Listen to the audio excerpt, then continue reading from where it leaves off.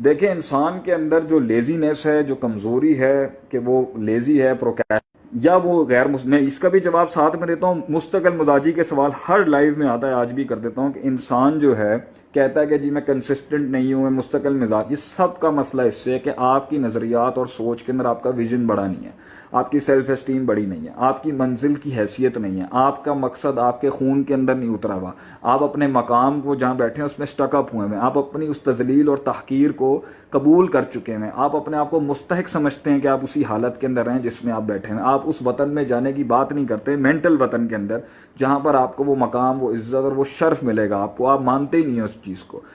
اس کے بعد پھر آپ نے کر کر کے اپنی عادت اور فطرت کے اندر چیزوں کو مکمل کرنے کی صفت ہی پیدا نہیں کی ہوئی.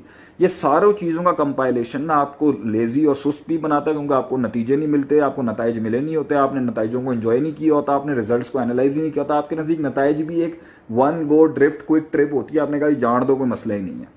اس لیے یہ سارے بے ڈھنگے پن انسان کے اندر نا ایک انکنسسٹنٹ ہے، کوئی فرق نہیں پڑتا. آپ یہ والا جو ہے کوئی فرق نہیں پڑتا، ایک آدمی کوئی فرق نہیں پڑتا، کوئی فرق نہیں پڑتا.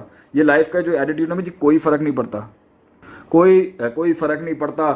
بدنامی کا فرق نہیں پڑتا، ہار کا فرق نہیں پڑتا، جیت کا فرق نہیں پڑتا، ٹھیک ہے، معاملات کا فرق نہیں پڑتا، معاشرت میں فرق نہیں پڑتا، لوگ میرے بارے میں فرق نہیں پڑتا. یہ ساری چیزیں مل کے نا انسان کو انکنسسٹنٹ، غیر مستقل مزاج اور کاہل بناتی.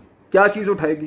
عزت، اپنی عزت، احترام، وقت کا احترام، اللہ کی قدر، زندگی کی قدر، مقصد کی قدر، منزل کی قدر، منزل کی حیثیت، رستوں کی حیثیت، رستوں کی پہچان، ان رستوں کو ایک پہچان کو ایک رستوں کو پہچان دینے کا مسئلہ.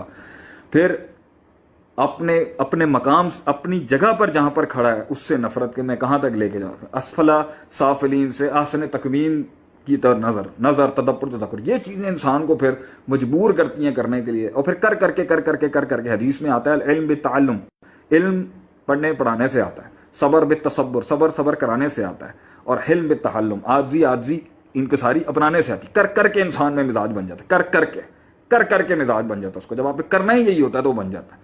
تو یہ ساری چیزیں کانسٹیٹیوٹ کرتی ہیں انسان کی لیزینس، پروکریسٹینیشن، اور انسان کی مستقل مزاجی کو بیلنس رکھنے کے لیے اور اوپر اٹھانے کے لیے.